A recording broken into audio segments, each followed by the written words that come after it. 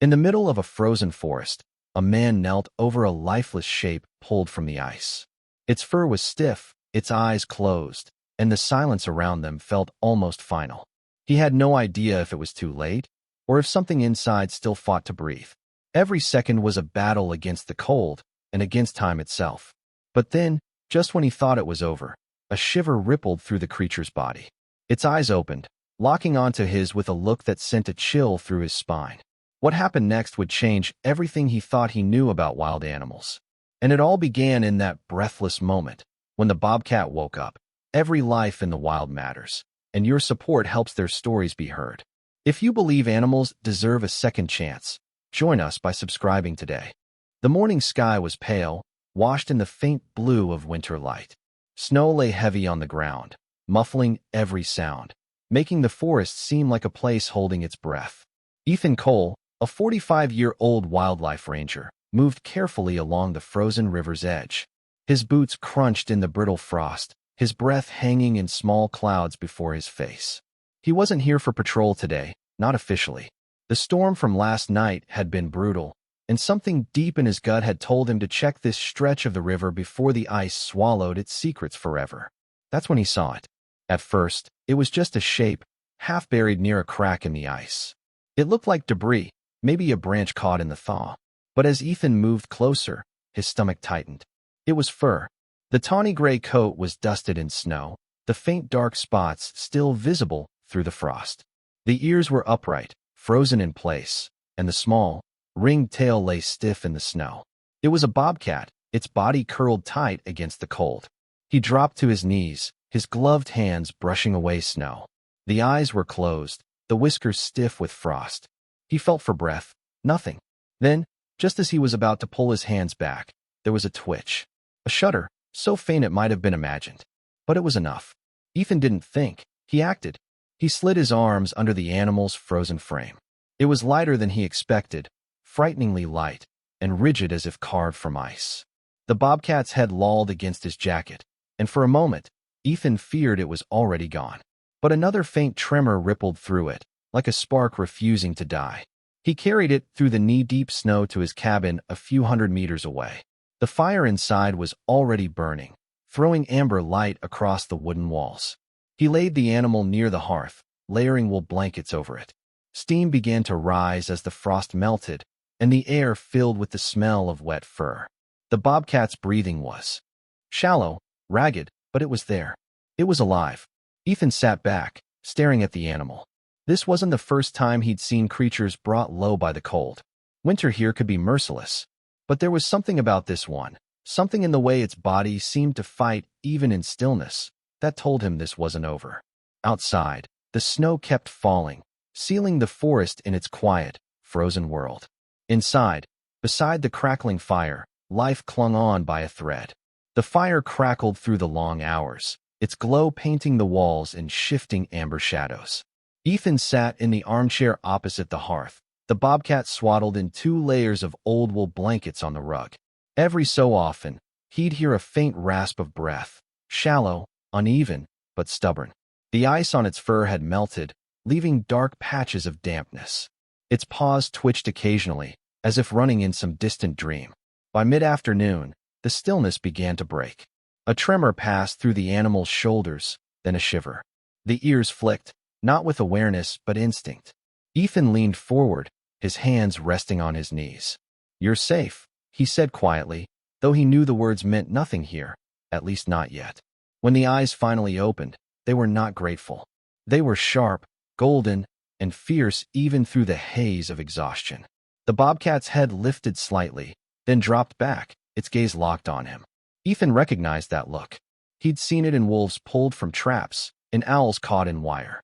It was the look of a creature who didn't yet know whether you were its savior or its final threat. The first attempt to move came minutes later. The bobcat pushed against the blanket, claws catching in the wool, its hind legs trembling as they tried to find footing. It managed to rise halfway before collapsing with a grunt of frustration. Ethan resisted the urge to help. He knew too well that a wild animal's dignity was its last armor. Instead, he slid a shallow metal bowl of water across the rug. It lay untouched. Evening fell, and the wind outside picked up, rattling the shutters. Ethan reheated a pot of rabbit stew for himself, but set a small plate of shredded meat beside the hearth. He didn't watch it directly, but by the time he returned from washing his dish, the meat was gone. Only the faint dampness on the bobcat's whiskers gave it away. The next day brought movement and defiance. The animal was standing when Ethan entered the room, its back arched, tail low, ears flat. The growl that followed was low but steady, vibrating in the space between them. Ethan didn't move closer. He simply crouched near the fire, laying another piece of meat on the floor before retreating to the kitchen. By the time he returned with coffee, the meat was gone again. It went on like this for days, a standoff softened only by necessity. The bobcat would let him approach when it was too tired to fight, then snap awake in sudden mistrust. Once, when Ethan reached to adjust the blanket, the animal lashed out, claws slicing the skin above his wrist. The sting was sharp, but Ethan only stepped back, letting the distance grow again. Trust, he knew, was not something you forced. On the fifth night, the ice began to melt in more than just the air. Ethan had fallen asleep in the chair when a sound woke him, soft, deliberate footsteps on the rug. He kept his eyes half closed, barely breathing. The bobcat was moving toward him, its body low but steady. It stopped just short of his boots, nostrils flaring as it studied him. Then, as silently as it had come, it retreated back toward the hearth and curled into the blanket. It wasn't affection. Not yet. But it was no longer just survival either. Something in the space between them had shifted, the first fragile thread of an unspoken truce. Outside, the forest was locked in deep winter. But inside that small cabin, beside the firelight, two creatures from different worlds had begun circling the same fragile warmth. Neither knew yet where it would lead, or how quickly it could be taken away. The thaw between them came not with some grand gesture, but in the smallest, most unremarkable way. On a morning when the frost outside coated every branch like glass, Ethan opened his eyes to find the bobcat lying just a few feet away from his chair. No arched back, no low growl. Only those golden eyes, watching him with something less like suspicion and more like curiosity. He sat up slowly, every movement deliberate. "You're still here," he murmured, his voice low and steady. The bobcat blinked, slow and unhurried, before lowering its head back to its paws. From that day forward, the air inside the cabin changed. The animal no longer pressed itself against the farthest corner whenever he entered. Instead, it followed him with its eyes when he worked, its ears twitching at the sound of the axe outside, or the hiss of the kettle on the stove. Still wild, still untouchable, but not entirely unreachable. Ethan found himself talking to it more, not in the way people talk to pets, but as if he were speaking to the forest itself. He told it about the years he'd spent here alone, about the winters that felt longer than the seasons allowed, about the tracks he sometimes saw that led into the woods and never returned. He never expected a response, but he began to notice how it would tilt its head when he spoke, or how its ears would turn toward him even when its eyes stayed closed. One evening, while the wind rattled the cabin door, he found it staring at the frozen river through the small window. Its body was rigid, its gaze locked on the pale stretch of ice. Ethan moved closer, following its line of sight, but there was nothing there, only the frozen expanse he'd crossed the day he found it. When he looked back, he saw something in its expression he couldn't name. Not fear, not longing, something heavier. The truth came in fragments over the next week. Tracks in the snow, smaller than its own, leading toward the river but vanishing near a collapsed section of ice. Feathers and tufts of fur caught in the jagged edges. Ethan pieced it together slowly, painfully. It had not been wandering alone that day. That night, the bobcat didn't eat. It sat facing the hearth, the firelight casting its shadow against the far wall. Its ears twitched at every pop from the logs, but its eyes were distant. Ethan understood that look too well, the weight of remembering something you couldn't change. Their connection deepened after that, though neither would have called it trust. When Ethan worked outside, he would sometimes glance toward the cabin and see it sitting at the doorway, its breath fogging in the air, watching him split wood. At night, when the fire burned low, it would edge closer to his chair, curling itself just within the reach of the warmth, but never of his hand. One afternoon, while mending a loose shutter, Ethan slipped on the icy porch and fell hard onto his side. The sharp pain in his ribs stole his breath. As he lay there, grimacing, he heard a soft sound, claws clicking on wood.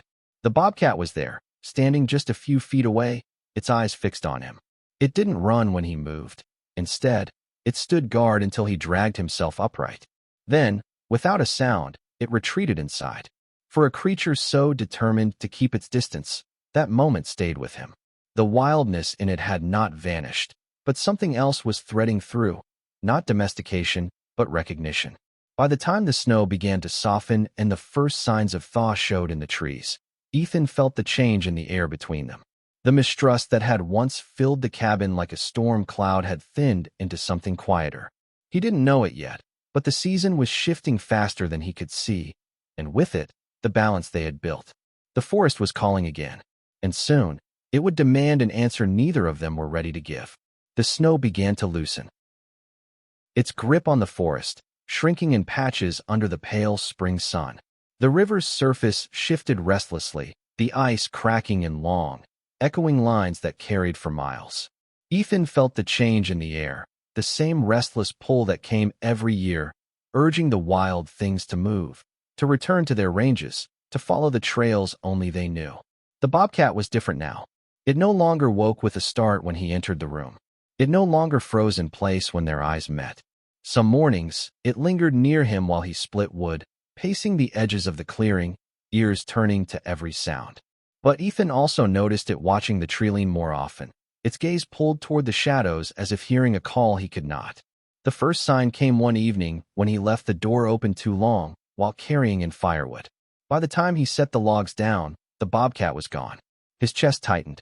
He searched the clearing, the edge of the forest, the narrow trail to the river. Nothing.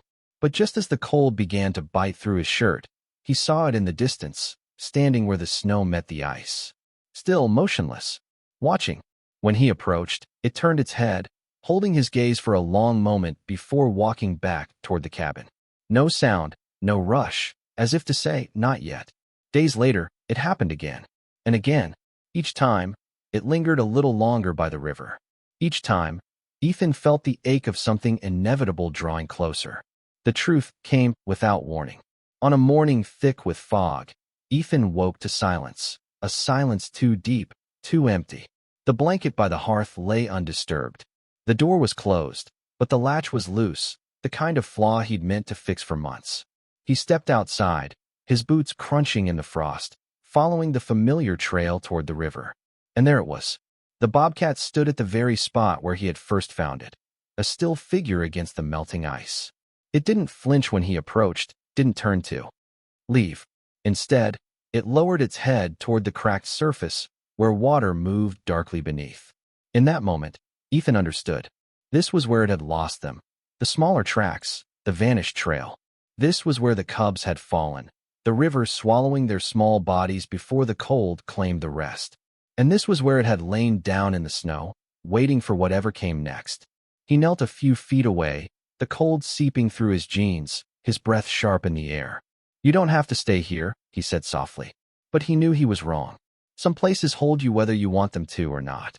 The bobcat looked at him then, truly looked, and for the first time, there was no wall, no guarded edge. Only a quiet recognition, and something like farewell. It stepped closer, close enough that its whiskers caught the light, and for a heartbeat, Ethan thought it might stay. But it didn't. It turned and walked along the riverbank, disappearing into the trees without a sound. Ethan remained by the ice long after it was gone, staring at the place where he had first lifted it from the snow. He knew he might never see it again, but the bond they had shared, brief, fragile, unspoken, had left something in him that wouldn't fade. In the stillness, he thought of the lesson the forest had given him over and over. You cannot keep what was born to roam. Love, in the wild, is measured not by possession but by release. When he finally stood to leave, the first meltwater dripped into the river, each drop vanishing into the current. Somewhere out there, beyond his reach, the bobcat was moving again, not toward safety, not toward comfort, but toward the only place it could ever truly belong.